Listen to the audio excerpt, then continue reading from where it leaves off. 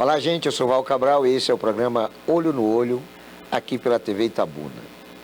Nós vamos abordar no programa de hoje alguns temas, alguns acontecimentos e questões que têm a ver com o nosso dia a dia. E hoje o programa Olho no Olho vai ser os meus olhos, nos seus olhos, amigo. Eu quero começar falando da apreensão que se abate sobre esse país com as últimas medidas do nosso Poder Judiciário em quase todas as suas instâncias. A nível de Bahia, a nossa preocupação em função do envolvimento, da implicação de alguns desembargadores em ilícitos, e a gente entende que um juiz nunca pode ter comportamento criminoso. E quando isso acontece, deixa em nós um sentimento de orfandade nesse direito que é constitucional, no sentido de sermos justiçados em tudo aquilo que nos acontece. Então, se os juízes que julgam as nossas ações, eles são alvo de processo, de investigações, de afastamentos e de condenações, em decorrência de implicações com atos ilícitos, aí para a gente é o cúmulo do absurdo. O Brasil ontem acordou com informação que deixou a grande maioria dos agentes políticos, das pessoas que operam a política, né, neste país, muito preocupado. Né? O Tribunal Superior Eleitoral cassou o mandato do deputado Deltan Dallagnol. Esse nome é muito complicado né? Mas o fato em si nos deixa preocupado.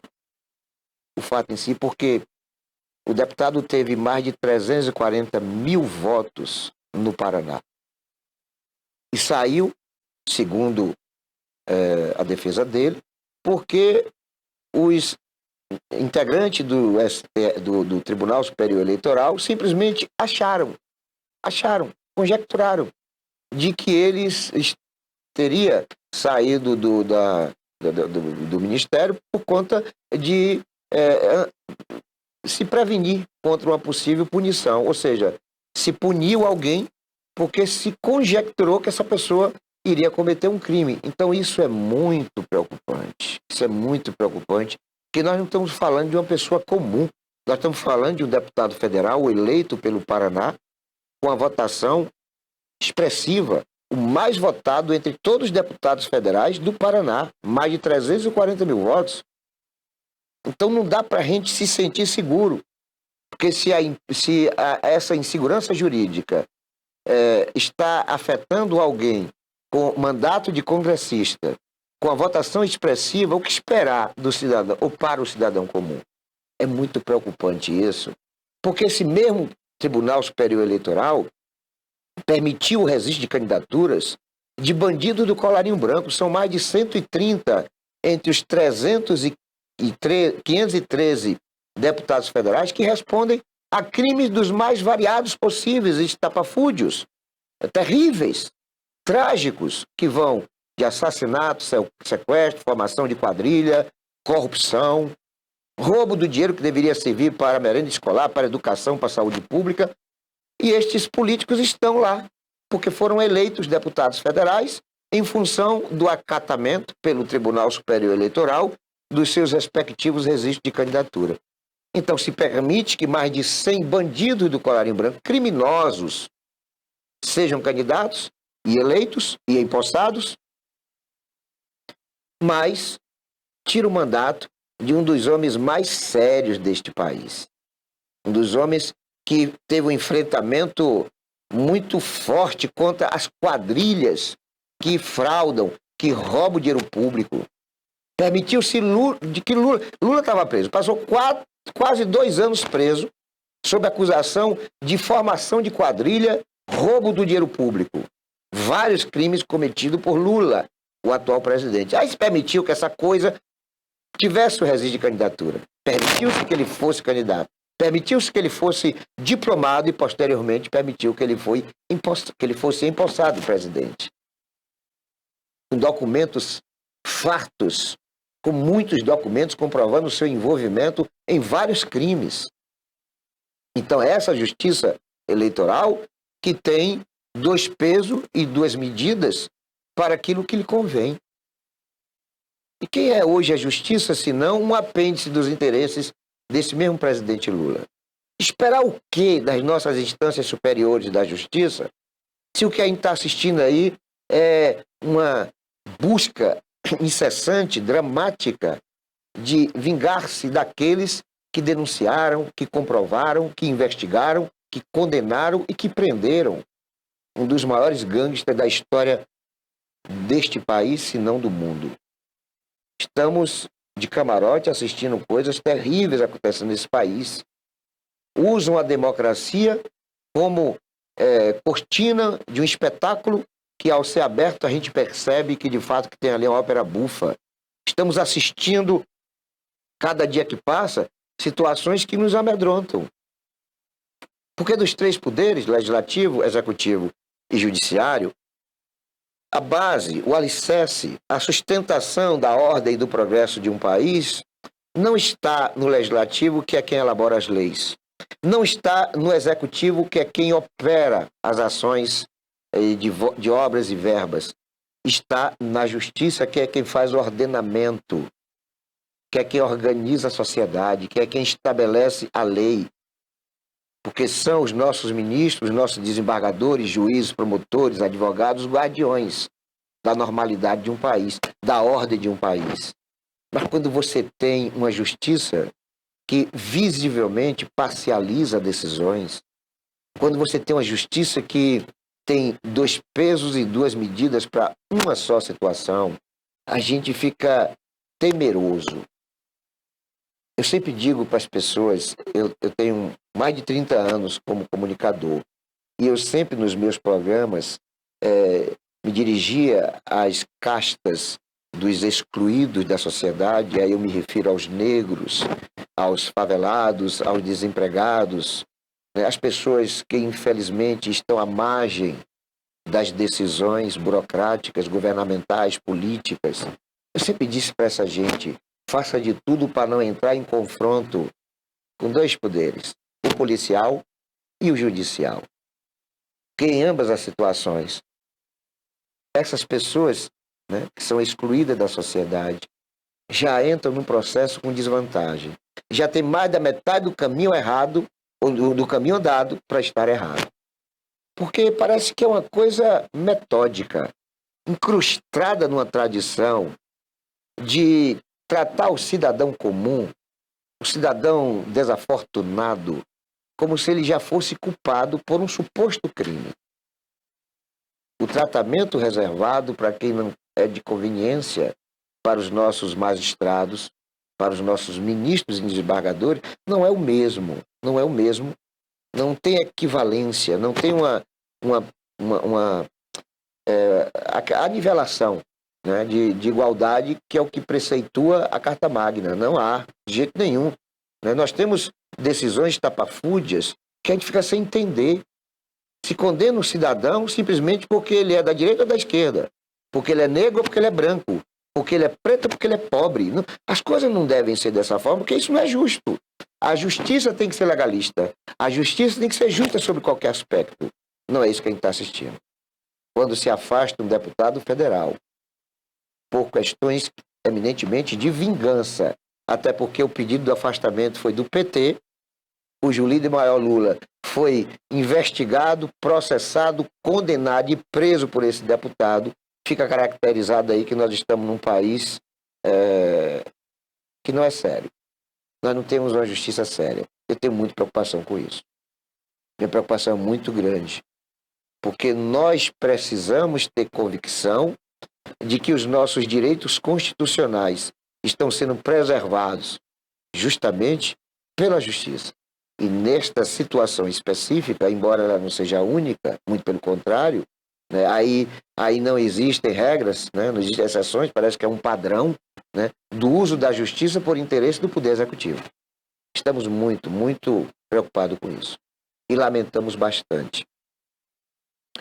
Porque quando há uma justiça que libera traficantes, assaltantes, homicidas, né, ao bel sabor do que é normal, né? Ou seja, o policial arrisca a vida dele para prender um traficante. Eu vou dar esse exemplo. O policial sai de casa, deixa a família e começa o trabalho com missão. Ele foi designado a fazer uma prisão de um assaltante perigoso. Ele vai, com os seus colegas, empreender esta determinação dos oficiais, né, do seu comando superior. E lá ele pode se deparar com um aparato bélico de enfrentamento que pode levá-lo à morte. Lá ele vai deparar com coisas que ele não sabe o que é que ele vai encontrar. Ninguém sabe. O policial, quando vai para a missão, não sabe o que. De repente pode ser uma pessoa que vai compreender que ele tem que ser detido, mas não. Também pode encontrar alguém que vai resistir à prisão. E nesse ato de resistência, né, o uso da arma, do poder bélico, enfim, pode ter como consequência a morte desse policial. Pois bem, depois de passar por esse risco, depois de cumprir a sua missão de prender o meliante, entregá-lo ao delegado da Polícia Civil, vê-lo ser preso, aí ele vai embora, com o sentimento do dever cumprido. Ele fez aquilo que cabe a um policial, prendeu o bandido. Mas aí, 2, 4 dias depois, esse policial já de folga resolve ir para um restaurante. Leva a família, leva a esposa, leva os filhos, e a família vai almoçar nesse restaurante. Quem é que vai estar lá? Tomando cerveja, tomando uísque, tomando vinho, comendo iguarias excepcionais? O bandido que ele acabara de prender. Aí imagine qual é o sentimento desse cidadão, desse servidor público. Qual é a motivação que ele vai ter para permanecer com essa sua intrepidez de combater o crime prendendo o criminoso? Ele vai ser desmotivado, além de entrar em rota de colisão, porque o bandido, para sair da cadeia, não gastou pouco, foi muito dinheiro que o bandido só fica preso quando não tem dinheiro. Bandido preso é bandido pobre, bandido preso é bandido negro, favelado, porque bandido que tem dinheiro, bandido que mexe com drogas, com sequestro, com assaltos a bancos, são bandidos que normalmente não ficam muito tempo presos, porque tem dinheiro. Então fica o agente público, o policial, à mercê de circunstâncias. De repente ele está viajando de Itabuna para Boiarema, no meio da viagem um pneu, né, fura, o carro dele é estacionado e logo em seguida quem é que para fazer a abordagem? O bandido que ele acabou de prender e que foi solto. Será que esse reencontro será harmonioso? Será que vai ali acontecer uma conversa de compreensão, de entendimento da função do policial em prender o meliante? Será que vai haver esse tipo de comportamento? É óbvio que não. É óbvio que não. Então, a justiça tem que ser justa. A justiça tem que punir o infrator para que esta punição sirva de exemplo para que nós não tenhamos reincidências e, mais sobretudo, estímulo para práticas de crimes por outros indivíduos. Então, o que está acontecendo nesse país é muito perigoso. Nós temos o STF, o Superior Tribunal Federal, barbarizando nesse país. Eles prenderam a senhora que recentemente foi falecida. Essa senhora passou muito tempo presa por conta daqueles atos do dia 8 de janeiro, que a Globo insiste em dizer que foi um ato terrorista, mas não fez a mesma conotação quando o MST fez a mesma prática, destruindo os equipamentos, invadindo o Congresso Nacional, com ato de violência, espancando a segurança. Naquele momento não foi ato terrorismo. Mas quando patriotas foram vítimas de uma sabotagem, aí o STF tem esse ato como terrorista. Mas tudo bem, e alguns veículos de comunicação. Pois lá estava uma senhora de mais de 90 anos, pastora, e aí que foi considerada, foi processada, inclusive foi processada como terrorista. Qual era a arma que a senhora tinha? Essa senhora portava uma Bíblia. Eu nunca vi na história da humanidade um terrorista usar uma Bíblia como sua potencialidade de resistência ou de enfrentamento. Eu nunca vi. Só no Brasil. O Brasil tem umas particularidades que advêm justamente dessas coisas estapafúrdias da justiça que não funciona, ou que está a serviço de interesses que não são justos. Então, quando se prendeu milhares de pessoas e as mantiveram por muito tempo presas, algumas até permanecem presas, sob suspeita de ato terrorismo, dá para o mundo a impressão de que o país mais poderoso é o Brasil. Porque nos atos terroristas eu já noticiei, eu já li sobre inúmeros deles, a gente vê que os terroristas são normalmente pessoas jovens, né? São homens e mulheres jovens. Eles normalmente portam fuzis, granadas, armas de altíssimo teor bélico. Eles nunca vão de canivete, de faca, eles vão sempre com uma potencialidade estrondosa de armamento. O único país do mundo que tem terrorista em quantidade de milhares, normalmente a quantidade desses terroristas, 15, 20 terroristas, aqui não, aqui são milhares. Milhares de terroristas juntos na mesma situação, para todo mundo vê-los, para todo mundo identificá-los. O único país é o Brasil. É o único país do mundo que tem terrorista que não esconde, né, o seu rosto para as câmeras de televisão. É o único país do mundo cujos terroristas se reúnem, deixando todo mundo saber que eles estão ali. É o único país do mundo que tem terroristas que levam seus filhos e seus netos para os seus atos terroristas. Leva suas famílias, levam pessoas que a gente vê até pela aparência, né, pela idade, né, pela profissão, que somente numa piada de mau gosto, somente numa coisa diabólica, satânica, de querer infligir nas pessoas um estigma que não convém com a sua realidade, somente num país que não é sério se pode acreditar nesse tipo de situação. E tem muitos que acreditam. Existem as pessoas alienadas, né? Os alienados sempre vão ter aquela senhora que eu me referi, de 90 e poucos anos, pastora, portando a Bíblia, como uma pessoa extremamente perigosa. Essa senhora, de repente, pode acabar com o Congresso Nacional, porque se junta os seus netos, tataranetos, e aí vai em família invadir o Congresso e quebrar tudo, destituir o presidente eleito. Aí não dá para a gente entender isso como uma coisa séria. E este país não é sério, infelizmente. Eu tenho um filho que mora na Suíça já há 12 anos e ele sabe o que significa Brasil e Suíça, a diferença de conduta, de cultura, de comportamento dos políticos, do poder judiciário. Lá tudo é levado a sério. Só para você ter uma ideia de como as coisas são sérias em Berna, na Suíça, o cidadão, quando tem a sua carteira perdida, ou quando esquece o dinheiro em casa, e ele vai pegar o metrô, ele não precisa se dirigir a um funcionário daquela empresa, ele não precisa apresentar documento nenhum, ele simplesmente passa pela catraca e vai embora, sem dar nenhuma satisfação. Porque lá o sistema preserva a honra do cidadão. Aqui, se a gente for a São Paulo, Rio de Janeiro, Salvador, enfim, e se deparar com a situação de se ver sem recursos, você perdeu a carteira, se foi assaltado, esqueceu o dinheiro, você não vai conseguir passar na catraca. E só vai acontecer isso se você pedir arrego, se você pedir ajuda a outras pessoas, ou se você se dirigir à direção, à gerência, à administração do metrô, a fim de ali se humilhar, né? E pedir para a pessoa deixar você passar porque você foi assaltado, está sem dinheiro, porque você esqueceu a carteira, porque você perdeu o dinheiro. Lá na Suíça não funciona assim.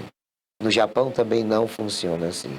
Em vários países o cidadão é preservado no seu direito de cidadania, porque ele é pagador de impostos. Naquele momento ele está passando por infortúnio. O sistema tem que entender e cuidar da sua gente. Aqui não funciona assim.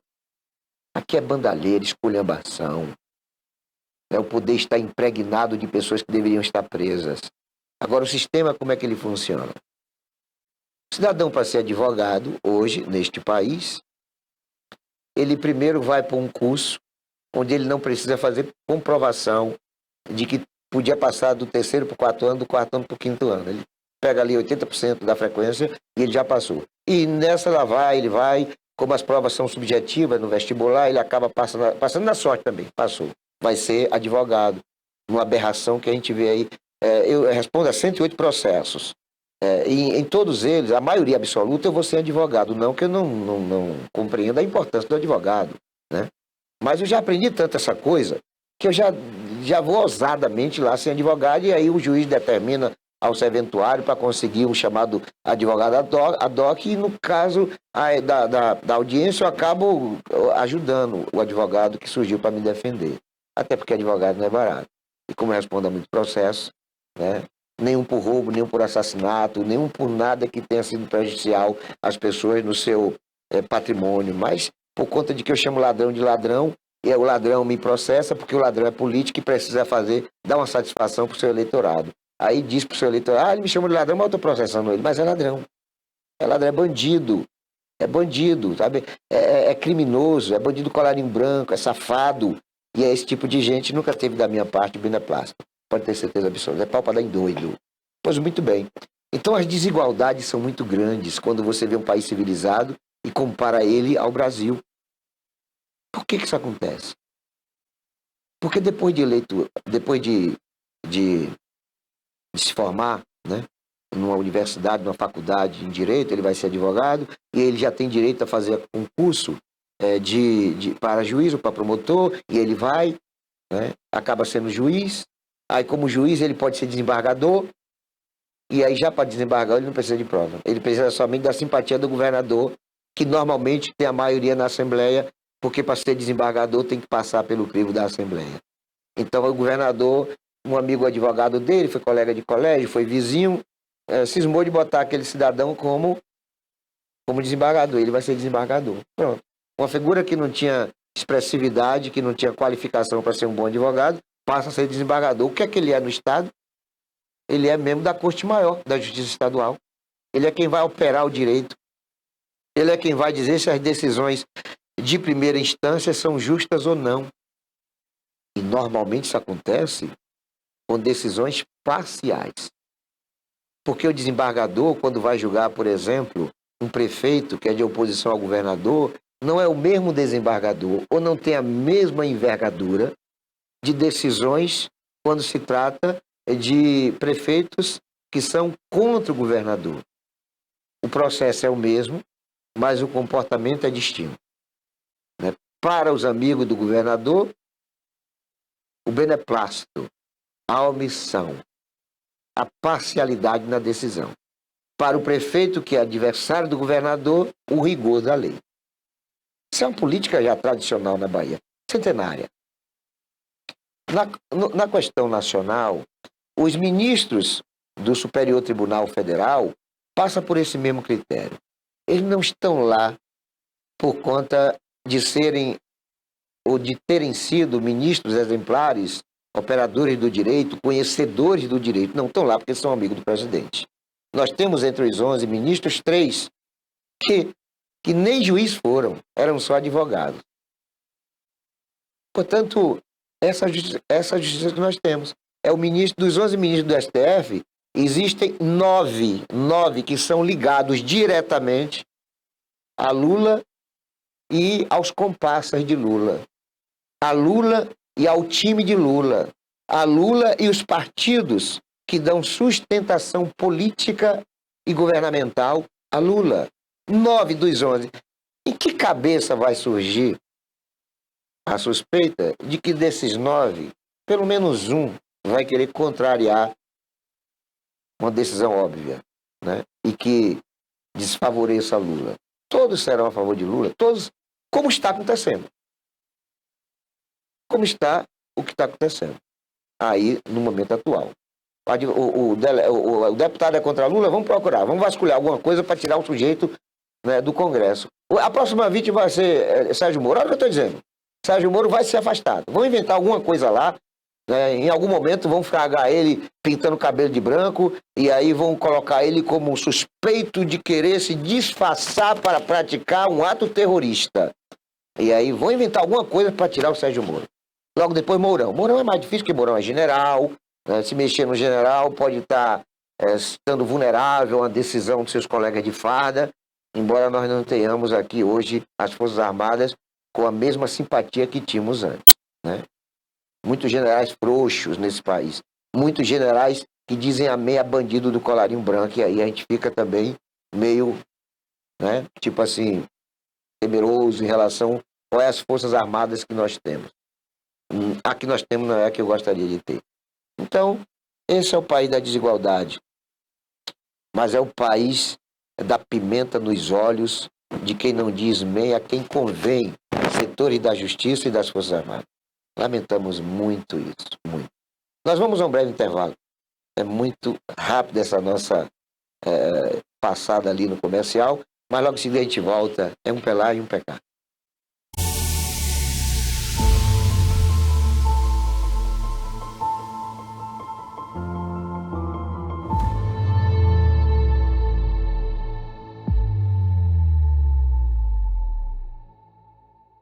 Criada em 2005, a TVI se tornou a primeira emissora de TV por assinatura fora do eixo Rio-São Paulo, transmitida pela operadora TV Cabo para mais de 40 mil espectadores em Itabuna e Ilhéus. Com uma programação 24 horas no ar, a TVI chegou a fazer 6 horas de programação local diária ao vivo, revelando talentos para a televisão baiana.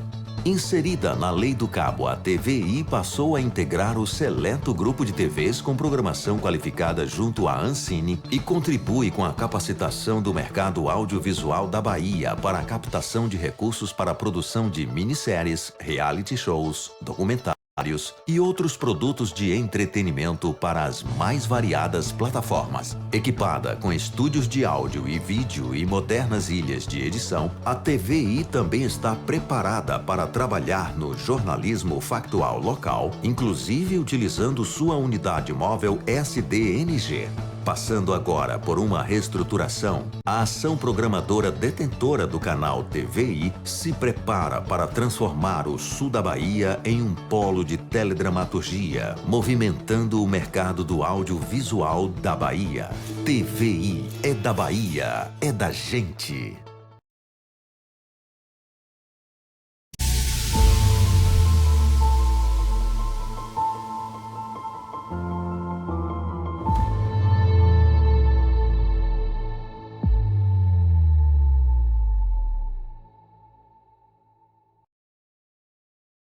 Olá, gente, eu sou Val Cabral e esse é o programa Olho no Olho, aqui pela TV Itabuna. Olha, em 2012 eu fui candidato a vereador. Eu obtive 389 votos. E uma votação, pelas minhas condições, né, que eu julguei ter sido razoável. Confesso que eu esperava mais. Mas, assim, tipo, o que mais me deixou ressentido com esse resultado, o que mais me deixou triste com esse resultado, é que na época o vereador Rui Miscócio, popularmente conhecido como Rui Porquinho, foi reeleito. De todos os vereadores, ele foi o único reeleito. E aquilo me deixou muito triste, porque o Rui Miscócio, ele não tem um histórico de boa serventia a essa cidade. O Rui não participa de clube de serviço, não tem um projeto relevante, embora ele tenha sido vereador, enfim, né, com momentos bastante oportunos para ele prevalecer ideias, projetos, ideias, enfim. Né, não, ele foi sempre um zero à esquerda, no meu entendimento. Mas ele foi eleito, foi reeleito, e naquele momento da sua reeleição eu me senti muito desprestigiado pela população itabunense e decidi não mais ser candidato. Porque eu sou aqui nessa cidade fundador do Grupo de Apoio e Prevenção à AIDS. Eu sou um dos membros fundadores do Conselho da Comunidade, da Pastoral Carcerária. Fui criador de diversos movimentos, né? Participei, já fiz programa em todas as emissoras de rádio de Itabuna. Tenho uma participação na comunicação muito forte, né? Sou, modesta parte, formador de opinião. Tenho várias inserções nas entidades governamentais e não governamentais da sociedade, enquanto que o Rui Miscócio não tem esse perfil. E aí eu fiquei assim muito abalado com o resultado, né? Satisfeito que, afinal de contas, quando a gente coloca 389 pessoas enfileiradas, a gente vai ver que a fila é muito grande. E foram pessoas que saíram de suas residências com o propósito de votar em Val Cabral. E aí passaram por milhares de cabos eleitorais, chegaram até a sua sessão, passaram um período enorme sendo bombardeado por propaganda de outros centenas de candidatos, enfim. Mas ainda assim, 389 decidiram votar em Val Cabral para vereador. Né? E aí o que me deixou triste, além dessa votação inexpressiva, quando considerada a votação obtida por Rui Muscócio, eu fiquei triste por conta da qualidade de todos que foram eleitos, ou de quase todos que foram eleitos. Se você perguntar hoje para um dos 21 vereadores dos atuais, né, se eles já leram a lei orgânica do município, o regimento interno da Câmara, eu diria que quase 100% responderão que não. Creio nisso. A maioria absoluta não tem participação ativa nos acontecimentos da sociedade. A maioria não participa, né, de entidades não governamentais, sobretudo de filantropia, né, que cuidam de pessoas. A maioria não tem esse perfil. A maioria foi eleita porque comprou voto. A gente não pode nem provar, mas é uma realidade. Não precisa provar. Quem duvidar, sai candidato. Sai candidato para ver que, se não comprar voto, vai ser bem votado, mas não vai ser eleito, com algumas poucas exceções. A maioria dos vereadores, e eu não me refiro somente a Itabuna, não, a todos os 5.570 municípios brasileiros. O candidato a vereador para ser eleito, para vencer e ocupar o cargo de parlamentar municipal, ele tem necessariamente de comprar votos. Se não comprar voto, não será eleito. Porque 80% do eleitorado já vai para as urnas ou alienado ou com voto comprado, com voto comprometido. É eleitor que acredita no candidato que diz que, se for eleito, vai dar o cargo. É eleitor que acredita que aqueles 200, 100 reais vão resolver o problema dele durante 4 anos. É o eleitor que está precisando de um botijão de gás, aí de repente pede ao político, o político concede e, como contrapartida, ele vota no político. É eleitor pelego, eleitor venal, que não tem responsabilidade nem consciência do que é que significa votar em alguém por conta de uma questão venal. Ele não sabe que o preço desse voto vai ser difícil, muito difícil para a sociedade, porque ele elegeu alguém que conseguiu o cargo comprando voto. Se comprou o voto, qual é a responsabilidade que tem com a sociedade? Tem um vereador aqui conhecido, que ele inclusive faz parte do folclore, né, dos boatos na política, de que um cidadão, a certa feita, foi pedir um favor a ele, alegando que votou nele, a família votou nele, e ele perguntou para o cidadão: você recebeu quanto para votar em mim? E aí o eleitor disse que recebeu 100 reais. Então pronto, comprei seu voto, não tenho mais dívida com você, já paguei. Mas essa é a realidade.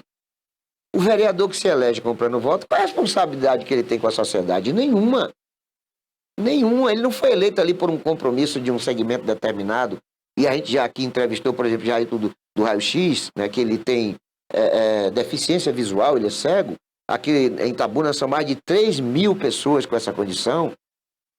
E ele não conseguiu ser eleito precisando de 600 votos. 20% do contingente de cegos, né, um pouco mais, não conseguiram ser convencidos ou não conseguiram compreender que cego votando em cego seria bom para uma visão geral de sociedade, sobretudo em defesa dos direitos desse segmento, que tem um contingente que é considerável na cidade. Os cadeirantes, as pessoas com deficiências físicas aqui em Itabuna são mais de 20.000. Nós temos diversos que saem candidatos. Eu me lembro que na eleição passada, o Bruno é presidente, até pouco tempo ele era presidente. Na semana passada houve uma eleição, e ele não quis mais ser candidato, apoiou uma colega e ela foi eleita, mas o Bruno foi candidato a vereador na eleição passada, não teve 200 votos. São mais de 20.000 pessoas em Itabuna com necessidades especiais. E não votaram em Bruno, não elegeram o Bruno. Bruno, que é uma pessoa inteligente, abnegado na defesa das causas das pessoas deficientes. Bruno conseguiu uma topic enorme, né, para o grupo de pessoas deficientes. Ele é presidente desse grupo, AGP, que é a Associação, enfim, das pessoas cadeirantes, das pessoas com deficiências físicas. Então, essa AGP, que é a entidade que ele preside, através dele conseguiu, com o bispo Márcio Marinho, alguma coisa assim, conseguiu uma topic enorme, né, para fazer com que aqueles cadeirantes que estivessem em dificuldade de transporte, em função de que nem sempre o ônibus chega próximo da residência dele, essa Topic serviria para facilitar a acessibilidade do cadeirante. Ele também conseguiu um carro pequeno, para aquelas situações de atendimento médico, enfim. Então, conseguiu uma sede legal no centro da cidade, enfim. Conseguiu várias vantagens para cuidar do cadeirante, para cuidar do deficiente físico. É um ativista social permanente na causa de defesa desse segmento. Não conseguiu 200 votos no universo de mais de 20 mil. Mais de 20 mil pessoas em Itabuna são deficientes físicos. Mas não elegeram, não deram mais, porque não chegou a 200 votos. Foi 160 e poucos votos. Quer dizer, um absurdo uma coisa dessa. Um absurdo, não dá para... Que país é que nós vamos querer quando a sociedade não entende qual o seu grau de participação, o seu dever de tentar mudar uma realidade. Isso é a nível nacional, a nível estadual, a nível local. Porque quem cuida da gente é quem compreende, quem vivencia, quem experimenta as nossas dores, os nossos prazeres, a nossa realidade, quem é compatível com a nossa verdade do dia a dia. Qual é, dentre os 21 vereadores, um só que tem perfil de defender ardorosamente, por exemplo, o cadeirante? Nenhum. Pode, eventualmente, fazer uma sessão especial para discutir o assunto, pode fazer lá uma lei que possa melhorar a questão da acessibilidade. Isso, eventualmente, é óbvio que eles vão fazer, porque também a função do vereador é cuidar da sociedade no seu âmbito generalizado. Agora, é óbvio que se tivesse ali um cadeirante, como é o caso do Bruno, tivesse lá um ativista social de defesa das pessoas com deficiência física, é claro que a pauta seria essa, né? É claro que essa que seria a regra, né? O mandato dessa pessoa seria voltado para defender esse segmento. Não que vereador tenha que ser vereador de defesa dos cadeirantes, das mulheres, dos homens, dos pobres, do desempregado, do empregado, dos artistas, dos desportistas, não. O vereador, ele tem uma função, né, de estar enfronhado em todas as questões da sociedade, mas é óbvio que quando o vereador tem um perfil que é mais relacionado a um determinado segmento ou localidade, é ali onde ele vai pautar a maioria das suas atividades. O vereador do bairro da Califórnia vai ter que cuidar da cidade, mas o seu olhar vai ter mais prioridade para as questões relacionadas à comunidade do bairro da Califórnia. É óbvio, isso é certo. Uma vereadora, né? A mulher vai cuidar mais da mulher. Nós temos 21 vereadores, dos quais somente um é do gênero feminino. O que é que a Vilma vai fazer, que é a única vereadora de Itabuna? Ela vai cuidar, é claro, de homens, de mulheres, de crianças, de idosos, ela vai cuidar, como tem feito, da sociedade geral, mas ela vai ter um olhar especial, ela vai ter uma ação prioritária para a defesa do gênero feminino. A gente não pode esperar outra atitude que não dessa, né? Então, as coisas têm que ser pontuadas no sentido de que o eleitor tem que entender que o voto dado por graciosidade tem como consequência a gravidade de uma sociedade sem voz, sem fiscais, sem defesa do que é óbvio. E se você perguntar, você meu amigo, você minha amiga aí que está nos prestigiando com a audiência, se você perguntar para o candidato que você pretende votar, por que é que ele quer ser vereador, se ele for honesto, a resposta não vai ser do seu agrado. Que a maioria está querendo para lá ganhar 20 mil por mês. O cidadão está doente, mas está prometendo que vai resolver o problema da saúde pública. O cidadão é semi-analfabeto, mas vai prometer que vai resolver o problema da educação. O cidadão, às vezes até desempregado, vive de maneira muito difícil, com poucas condições de subsistência, mas vai prometer prosperidade para o eleitor.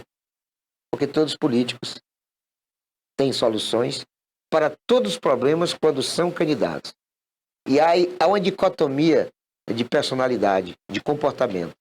Para ser eleito, são borboletas, graciosos, belos, coloridos, simpáticos, agradáveis. Mas depois de eleito, essa borboleta, na inversão da metamorfose, se transforma no lagarto. Bicho asqueroso, nojento, feio. Então é essa a realidade que o eleitor tem que compreender e procurar votar em quem efetivamente tem condições de ser parlamentar. Se perguntar, tem algum projeto, tem alguma ideia? Não tem. Uma certa feita, uma advogada amiga minha fez essa pergunta para mim. Para que você quer ser eleito vereador? Eu falei, rapaz, olha, o meu sonho é ser vereador por conta da tribuna, né? Por conta das leis que a gente pode elaborar, por conta das coisas que a gente pode melhorar, transformar, edificar, criar na sociedade, que um vereador tem uma importância enorme na política local. Enorme. E ela perguntou para mim, então diga algumas ideias aí, assina lá, tá? Porque se o candidato também não tiver resposta impactante ali, né? Amanhã eu vou falar... Não, tem que ser ali. Pergunte para ele. Diga aí o que é que você faria. Ela me fez a pergunta.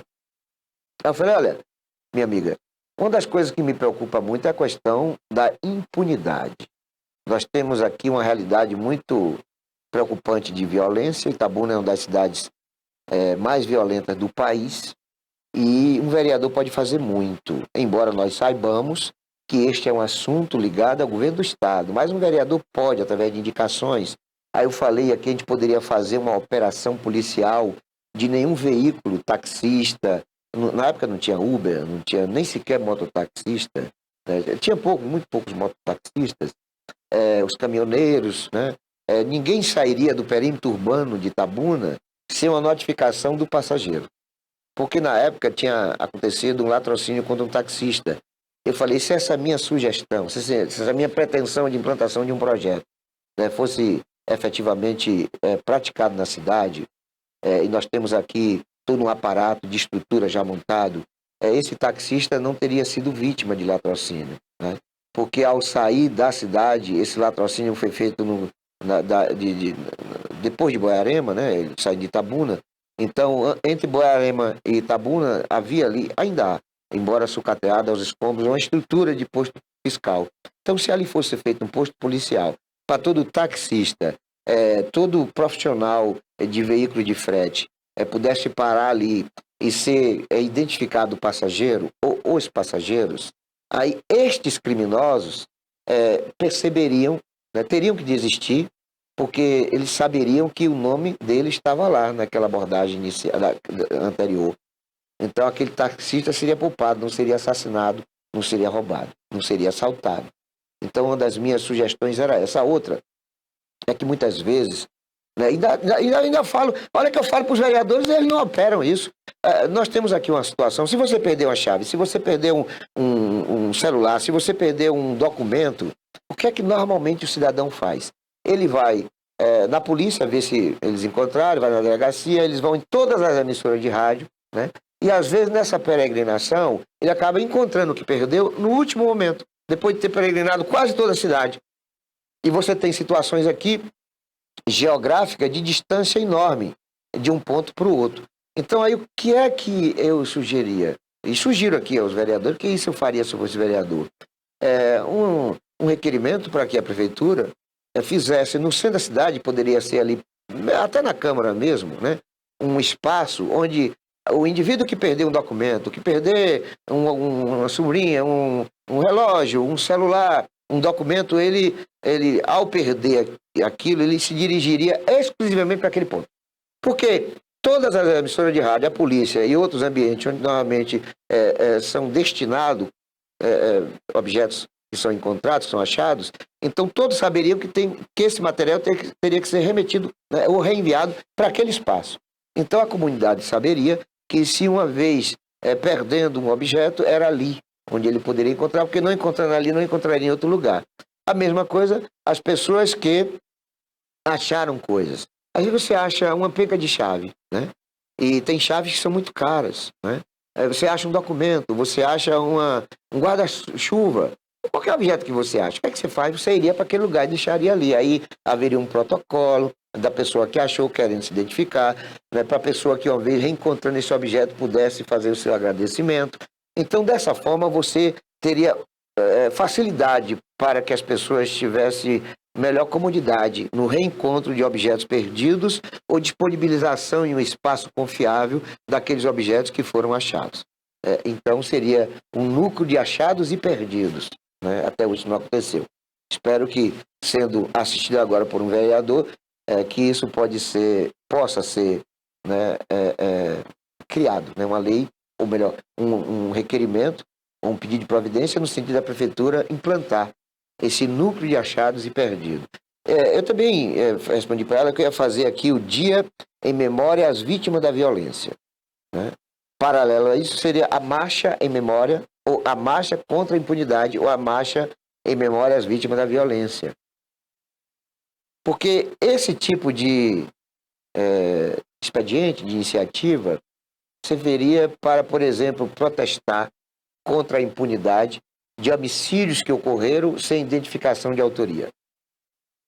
Imagine uma lei que estabelecesse um dia para a cidade memorizar, reverenciar suas vítimas de violência, independente da modalidade, se feminicídio, se latrocínio, enfim, todo tipo de violência teve vítima. Naquele dia, as famílias poderiam ter da cidade um dia de memória.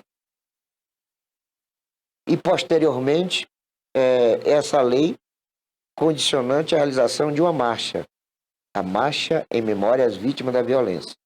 Imagina cinquentenário, com mais de 10 mil pessoas, que é isso que é a realidade dos parentes e amigos de vítimas da violência, que foram milhares nos últimos 10 anos, né? Então aí você tem, nesse tipo de atividade, um apelo para as nossas autoridades terem melhores condições de investigação, melhores equipamentos, melhores insumos, para que a polícia de investigação, a polícia investigativa, pudesse ter um aparato melhor para chegar à conclusão de uma investigação com identificação, né, da autoria do crime, que é o que não está acontecendo. Mais de 90% dos crimes de homicídio em Itabuna estão no rol dos insolúveis. É culpa da polícia? Não, é culpa do governo. É culpa do Estado, que não dota a polícia de condições de aparelhamento de investigação. Temos aqui um camburão que às vezes não tem combustível, às vezes não tem motorista. Temos viaturas policiais que às vezes não têm combustível. Então você tem toda uma dificuldade para chegar até a autoria de um homicídio. Por conta deste fato, milhares estão aí no rol dos insolúveis. E aí a sociedade tem que se levantar. As pessoas têm que irem às ruas, dizerem de que é necessário que o Estado assuma a sua responsabilidade de desvendar, de fazer a polícia desvendar os crimes. Que é um absurdo o que está acontecendo. Nós não podemos aceitar, sob hipótese nenhuma, que uma pessoa seja assassinada sem que o criminoso seja punido. Se ele será punido por uma pena pequena, não importa, porque ele foi identificado e ele foi punido. Às vezes a família quer 30 anos, mas a justiça só deu, o corpo de jurado só deu 12 anos. Né? Houve a punição. Ele já está enquadrado no rol dos que foram punidos por prática de homicídio. Agora, tem muitos crimes aqui em Itabuna que a gente sabe da autoria, a gente conhece a autoria, né? A polícia sabe da autoria, mas a investigação não chegou na materialização da autoria. Então, mesmo sabendo que foi aquele indivíduo que matou, não vai poder, infelizmente, fazer nada porque não teve como comprovar, e ele nega. Usa até álibis inventados, criados, para poder ser beneficiado pela impunidade.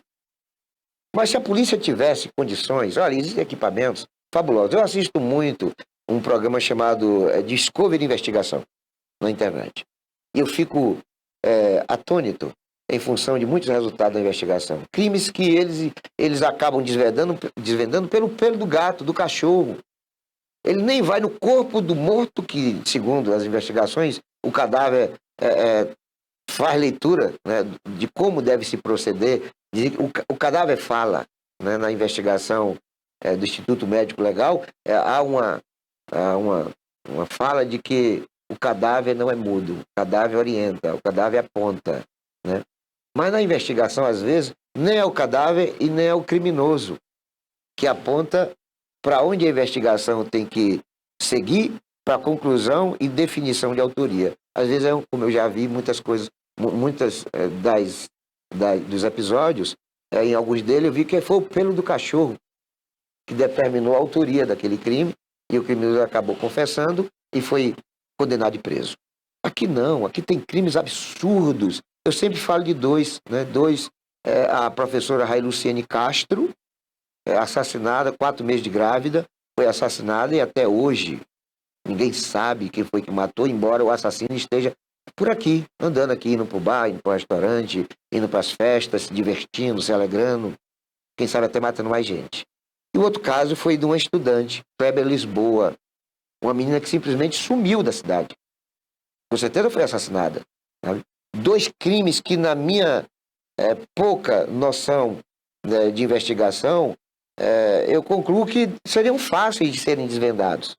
Mas, infelizmente, né, nós temos, no caso dessa menina mesmo, da Kleber Lisboa, eu já toquei nesse assunto, me perdoe a você que esteja não gostando da repetição, mas é óbvio que a gente tem situações que a gente tem que recorrer àquele adágio que diz que água mole em pedra dura, tanto bate até que fura, que é para ver se a gente desperta das autoridades interesse, né, de desengavetar essa investigação, a fim de que haja, né, elucidação de autoria do crime da Kleber, envolvendo a vítima Kleber Lisboa, a estudante. Ela saiu de casa, Pontalzinho, pegou um táxi no Pontalzinho, foi até São Caetano e ninguém mais soube da menina. Só que nesse trajeto, né, começo e fim, existem vários estabelecimentos comerciais que têm câmeras.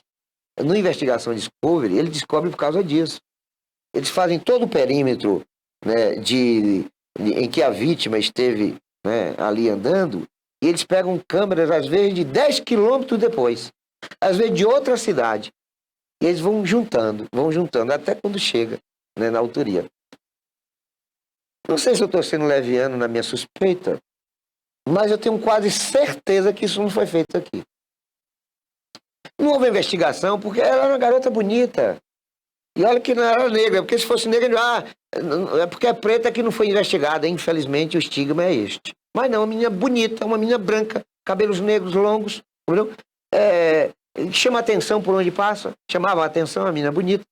Né? Não houve investigação de procurar ali entre as comerciárias, né, os comerciantes, os transeuntes, os taxistas, as pessoas.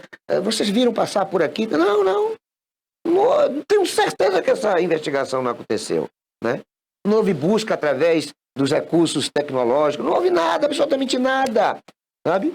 Não houve investigação sobre a vida pregressa da menina, com quem ela se relacionava, quais eram os amigos, quem era o namorado, e do namorado quem era a ex-namorada, enfim. Sabe? Não aconteceu isso.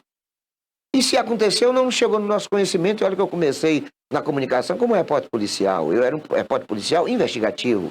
Então, as coisas que são óbvias não foram procedidas na investigação envolvendo o desaparecimento da estudante Kleber Lisboa. Ressalto, com quem eu nunca tive nenhuma relação, sequer de amizade, nunca dei bom dia para ela, mas eu sempre vejo esse caso como emblemático. Eu vejo sempre como um motivo da gente não querer que isto se repita com outras pessoas, com outras jovens, outros estudantes. Então, o assassino de Kleber Lisboa, o assassino da professora Railuciene Castro, eles estão por aí, andando, estão no meio de nós, estão, inclusive, podendo matar outras pessoas e permanecendo impunes. Quem sabe até que se não matar outras pessoas? Então, a polícia que nós queremos é a polícia que nós estamos sempre assistindo na Investigação Discovery. É a política investigativa que é boa, mas que tem bons equipamentos, bons materiais, bons insumos para a conclusão do seu trabalho. Olha, a autópsia nessa cidade tem mais de 30 anos que não é feita à noite. Se a pessoa morrer depois das 18 horas, independentemente da causa, sabe? Só no dia seguinte que o médico legista vai poder fazer o trabalho dele. Isso não pode acontecer numa cidade com mais de 200 mil habitantes como Itabuna. Isso não pode acontecer numa sociedade cujo rol da impunidade, dos crimes insolúveis, contam mais de 2.000 pessoas. Imagine 2.000 pessoas mortas nos últimos anos, sem identificação de autoria. Coloque 2.000 pessoas num espaço para você ver a multidão. E essas pessoas têm parentes, têm familiares. Por isso, a minha sugestão de criação do dia em homenagem às vítimas da violência, para que esse contingente, esse exército de amigos e de parentes, de pessoas que foram assassinadas e cuja autoria não é conhecida, né? Para que essas pessoas, uma vez juntas, uma vez na rua, manifestando a sua insatisfação diante da impunidade, possa despertar nas autoridades o interesse de efetivamente fazer com que Itabuna seja uma cidade onde o crime não compensa, onde não haja facilidade para que a impunidade impere. Então, vereador é para isso. Vereador é para ir além daquilo que preceitua as suas funções. Vereador é para fazer com que a cidade tenha voz, né? Em que a sociedade esteja representada, nem que seja por um só parlamentar, mas que através dele possa protestar, possa exigir, possa manifestar as suas reclamações, as suas insatisfações, diante da falta do que é óbvio, que é a justiça na sociedade itabunense. Nós vamos encerrar no programa de hoje agradecendo a todos que têm sempre nos prestigiado com a audiência. Fiquem todos com Deus e não se esqueçam jamais de que Jesus é o caminho, a verdade e a vida.